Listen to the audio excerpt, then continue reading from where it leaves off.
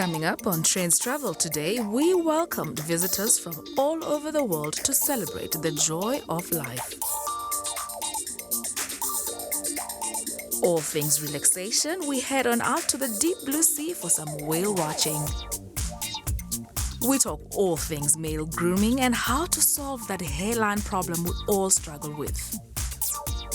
People came in numbers for this year's Hostex, one of Africa's big trade expos.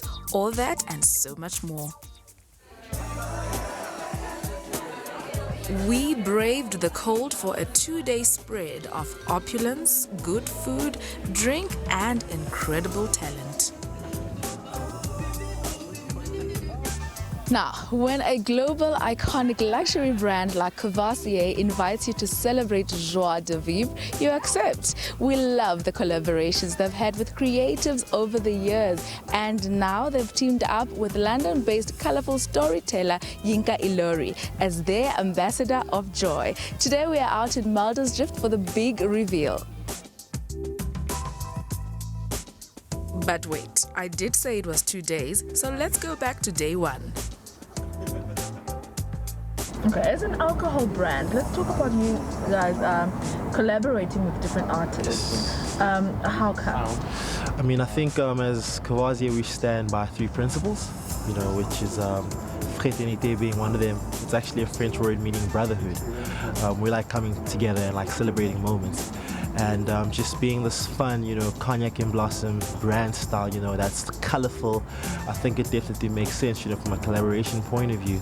I mean, a lot of artists have beautiful stories to tell, and so do we. And I think just coming together and telling those stories is very powerful.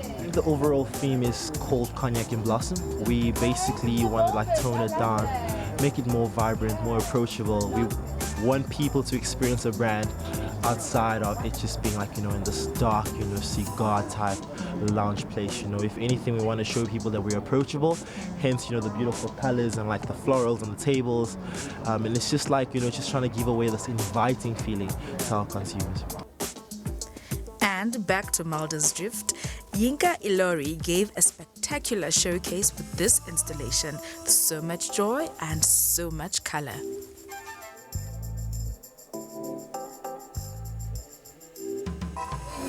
The ambassador of joy. That's right. That's right, yeah. Let's talk about that.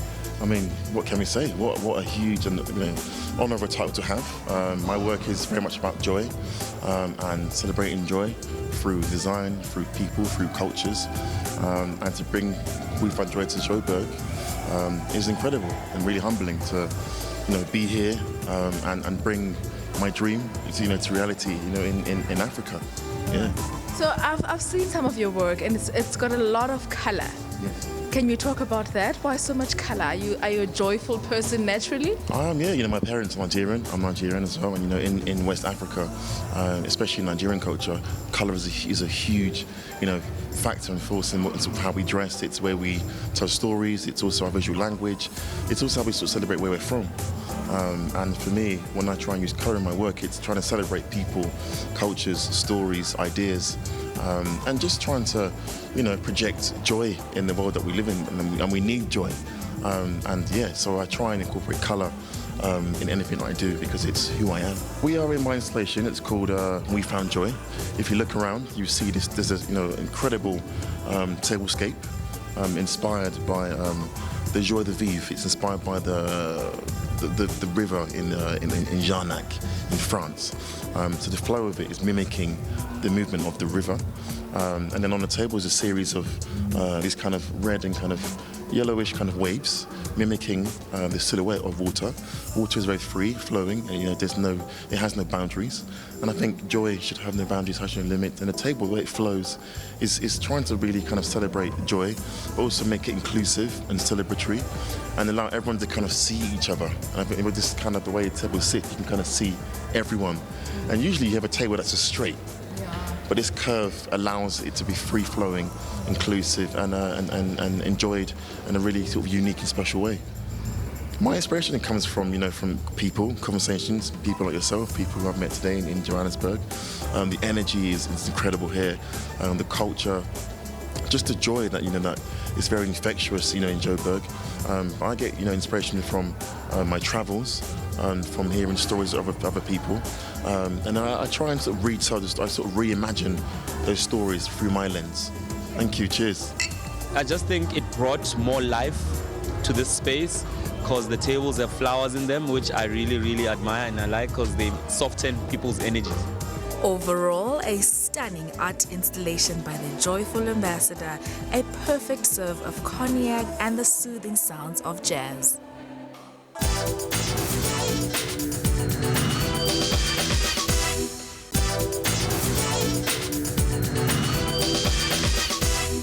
Guys, please be excited for me. I'm ticking off my bucket list today. One of the things I've always wanted to do is whale watching. And what's a better place to do that than in Knysna? So this is why we're up this morning to go whale watching. But Teresa, I know nothing about it. It's going to be my first time. So Teresa here is with the company that is responsible for whale watching here at Ocean Odyssey in Knysna, and she's going to tell us more about it. Thank you. We're so excited to have you guys here and to be joining us on this amazing experience. Definitely a bucket list activity. So you guys are going to be heading out on our close encounter whale watching tour, which is a 2-hour experience out beyond the Knysna Heads on the coastline to see the migratory whales, the humpback and southern right whales. And of course, we're going out into their realms, so we can never predict what can be seen, but we can definitely try and find you some beautiful sightings of wild and free marine life that we get to experience along our coastline. On the boat, please stay seated, do not stand up, do not walk around, especially when the boat is moving. When we stop, you're more than welcome to stand up and take photos. I don't have a problem with that. When we do have sightings, not all of us run to one side of the boat. Try to balance it out so that the boat can have a nice comfort move on the ocean shelf. If you want to move some of the seats, you will see there's more than enough space. What's the best condition to watch whales or for whale watching? Should it be like sunny, cloudy, raining, the best weather condition for that type of experience or activity? There's definitely not a set weather condition. It's all dependent on the sea conditions. Obviously, we have to look at our swell, the tides, the wind also plays a huge factor in terms of an ocean-going experience. But yes, there's never a better time for whales. It's obviously what suits your itinerary, but definitely the season for the whales is between June and November, and then obviously seeing where the conditions are permitting, so we can advise you on, if you are wanting to book, we can advise you on conditions on the day that you'd like to do it. And how do I best prepare for the experience? How do I dress up when I get ready for the whale watching experience? Because I've never done it. It's my first time. I'm not sure how I look. I just wore a jacket because it's cold. But what's the best, what do you call this? How should you dress up for this experience? Well, it's definitely not a dressing up kind of an activity. It's more of comfort and warmth, because definitely this is our winter time. So you want to make sure that you are comfortably dressed, preferably flat shoes, and then of course definitely a nice warm jacket. And then of course, we are going onto the ocean. We are on the Indian Ocean here in Knysna still, so there is definitely always a bump.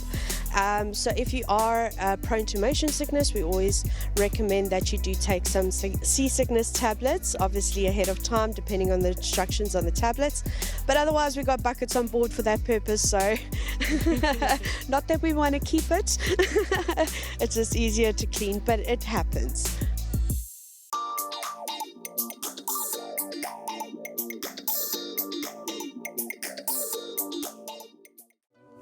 Have you heard of the term on fleek? Well, on fleek has just gotten a whole new look.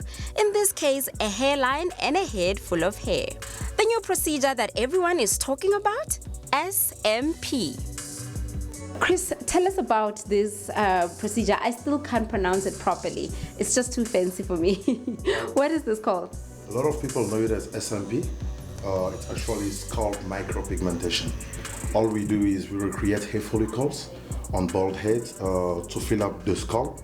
Like this gentleman here, you can clearly see that he was already losing his hair. So what I'm doing is that I'm just recreating hair follicles with micro needles and pigment. I'm about to recreate 12,000 hair follicles.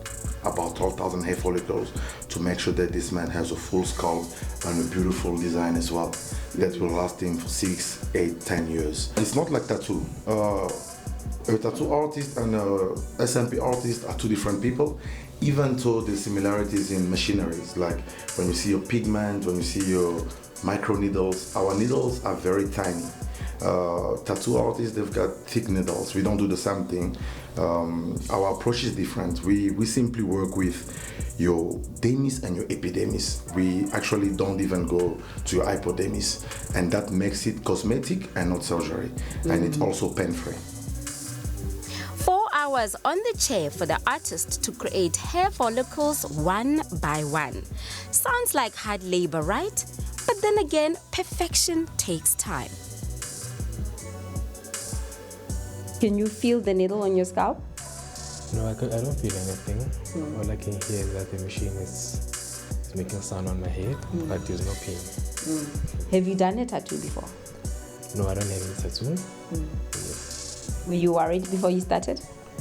Just a bit nervous because it's my first time doing this. Bona brothers are taking their grooming game to the next level, exploring with emerging trends and color. Colorful manicures are a thing now. Gone are the days of just applying clear nail polish for men.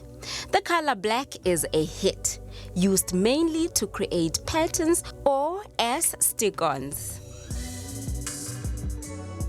So like I've seen with males, like also males that come here to the salon, our salon, they usually do their nails like with the clear nail polish or clear gel. And since I've got friends that are artists, they actually paint their nails black, some paint their nails pink, some also do lines on their nails, and some also do those stickers, the LV stickers. And so I asked them, why do you guys actually do that, my artist friends? And they say it's because of it's how they feel, it's how they express themselves in the community. Today I'm doing black, and then with the design, with the white paint of design. I always do like the plain ones because of since I'm a barber, and then like the dye and everything stuck to my hands, and then I can't remove them, so I have to do them every time. I wouldn't do bright colors, I just do only dark colors, black or white some at a time. Yes.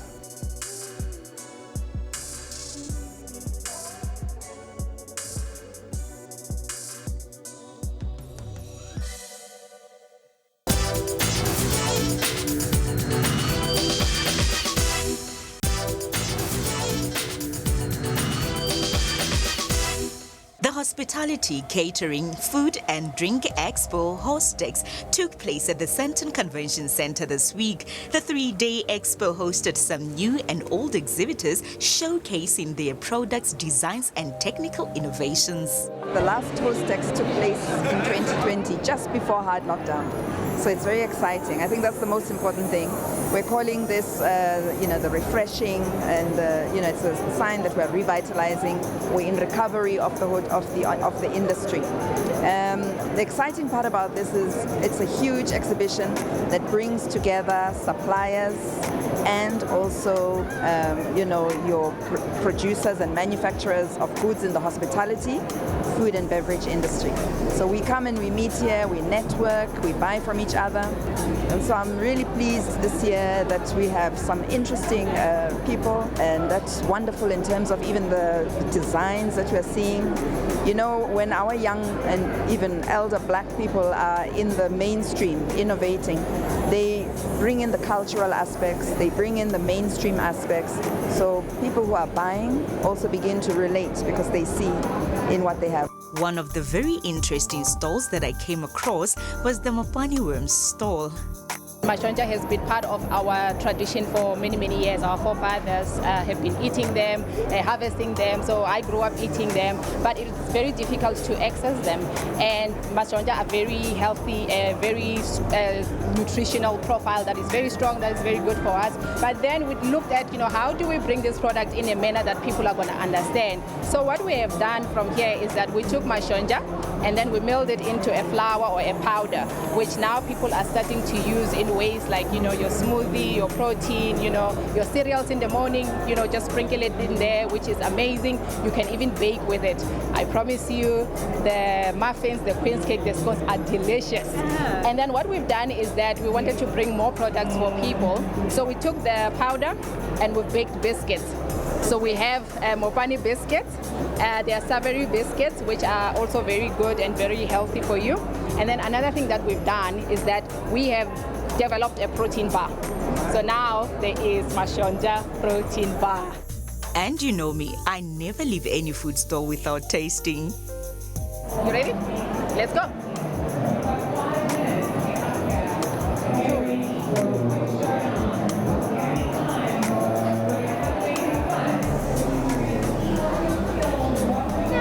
Not too bad. Not too bad. It's delicious. If you love biltong, taste a bit like biltong. So I get very excited when I see coffee, and so I'm gonna do my coffee dance. I'm a coffee lover, and I'm gonna taste this. Hi, how are you? I'm fine, thank you. I'm great. What's your name? My name is Brand Kutsia. Okay. I see something here that I love very much. I love coffee, but I see different things here. What's happening? Please tell us about this. Coffee? All right. This is coffee, but it isn't coffee. Okay. It's a superfood coffee. All right. And it's made from the seed pods of an invader thorn tree that grows in the Northern Cape province of South Africa. Oh, wow. That's great. So you mix this with coffee? No. We harvest the seed pods from the trees that's all over the Northern Cape, and then we roast the seed pods in a very specific oven that was specially built for us, and grind it in a very specific way so that this can be used in any coffee making device. So this product doesn't contain caffeine, and it doesn't cause acidity in the body. But the sweetness in the product comes from the sugars, the essential sugars in the seed pods. And that sugar it's very soft on your digestive system, and it also don't cause acidity in the body. And you make it just like normal coffee in any coffee making device. Okay. So you can drink it 10 o'clock at night and it will not stay awake. But the essential sugars gives you prolonged energy. So if you drink it in the morning, you've got a lot of endurance throughout the day. Wow. Okay, so can we taste? Sure, sure.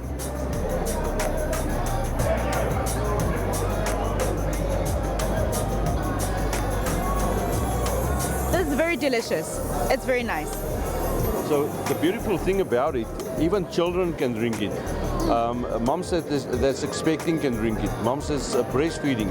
And it's fantastic for diabetics because the specific sugars in the product can help to stabilize blood sugar levels, and it also helps to revitalize the beta cells of the pancreas. Wow. So guys, let's drink coffee. This weekend is all about the horses. People are back in KZN for the famous Durban July, but we decided to do things differently. While you are watching a horse race and betting, how about a horse riding training? Let's call it a Trendz Knysna July.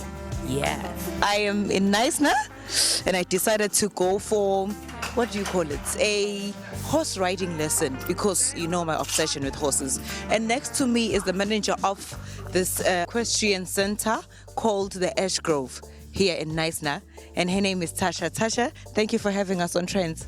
Yes, thank you. It's a pleasure. So what are we going to be doing today? Firstly, who is this beautiful thing standing next to us? So this is Moose. He's an ex-racehorse. So he used to race, but now he comes here and helps people learn how to ride. When did you learn how to ride? Did you grow up riding horses? When did this whole thing start? Yes, I started when I was 6.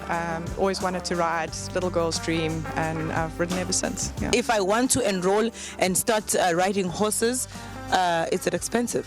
It is expensive, yes, but if you want to just go for a ride once a week to learn to ride and be comfortable around them, that is doable, yeah. But as soon as you get into the owning and the going to shows, then it does become expensive, yes. Let's talk about the Ash Grove. What do you do here when people are visiting Knysna and they come here? What experiences do you give them? If I want to ride horses and I come to Ash Grove, what am I going to get? Okay, so I am a qualified riding instructor, so I teach anything from little kids to adults how to ride and be comfortable on the horse.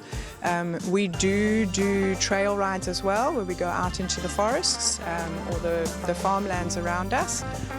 It's very pretty, and so I'll take you and show you a little bit of that as well later on. I read somewhere, Tasha, that horses can be very dangerous animals to be around. Is that the case? Like, how do you make them comfortable? What do you feed them? What does it take taking care of this beautiful animal? Horses are not dangerous if they're treated properly, and I think you need to put it into context. Anything is dangerous. Driving a car is dangerous. Yes, you can fall off, and yes, you can get hurt, but that is the same with any other sport or activity. They are not inherently scary, dangerous animals. I mean, he just wants to stand with you and be cuddled. Let me give you reasons why you should try horse riding whenever you get a chance. 1, for stress relief. Amazing human-animal bond. It gets you out of your comfort zone. And most importantly, it's just plain fun.